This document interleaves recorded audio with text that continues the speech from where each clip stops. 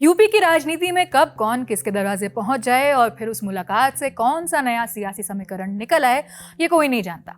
इस बार कहानी घूम रही है बहुजन समाज पार्टी की मुखिया मायावती के बंगले के बाहर।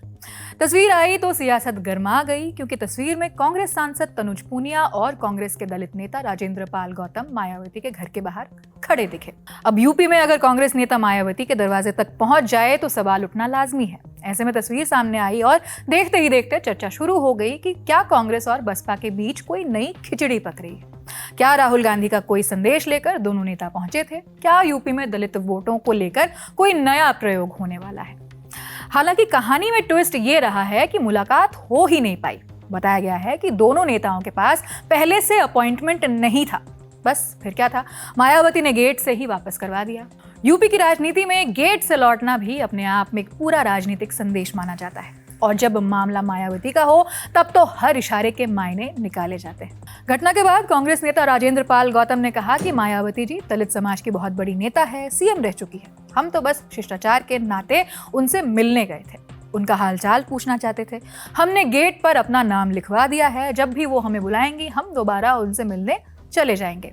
वहीं सांसद तनुज पूनिया ने भी साफ किया कि हम किसी गठबंधन या चुनावी बातचीत के लिए नहीं गए थे। उनका कहना था कि इस मुलाकात को राजनीतिक चश्मे से नहीं देखा जाना चाहिए। उनका हालचाल और स्वास्थ्य की जानकारी लेने के लिए एक जनरल विजिट हम लोगों ने बिना किसी पुरानी पहले से फोन किए हुए या किसी से पूछे हुए वहां बस इन जनरल पूछा, अगर व्यस्त नहीं है तो 2 मिनट उनसे हालचाल हो जाए। इसी जनरल विजिट थी, इसका और कोई मतलब नहीं था, ना किसी ने कुछ कहा था हमसे कहने के लिए। लेकिन क्योंकि हमारे समाज की, दलित समाज की एक बहुत बड़ी नेता है, तो उनसे हालचाल लेने के लिए माननीय राजेंद्र पाल गौतम जी के साथ हम लोग गए थे। वो व्यस्त थी, हमें समय नहीं मिला तो हम लोग लौट आए थे।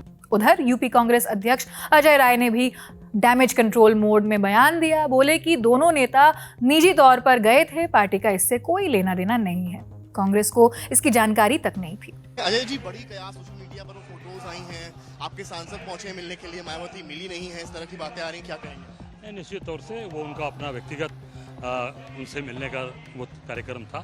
उसमें पार्टी का कोई निर्णय, पार्टी के किसी नेतृत्व से कोई वार्ता नहीं। वो अपने निर्णय से वो गए थे। कांग्रेस के सांसद और अनुसूचित जाति के व्यक्तिगत रूप से हो सकता है उनके रिश्ते हों, उनके परिवार के रिश्ते हों, वो अपने उस नाते पारिवारिक रिश्ते के नाते मिलने गए। यूपी कांग्रेस का उससे कोई रोल नहीं था? जी नहीं, हमारी जानकारी में नहीं, हम लोगों की तरफ से कोई निर्देश नहीं। लेकिन राजनीति सिर्फ बयान से नहीं चलती, उसके पीछे की कहानी भी देखी जाती है।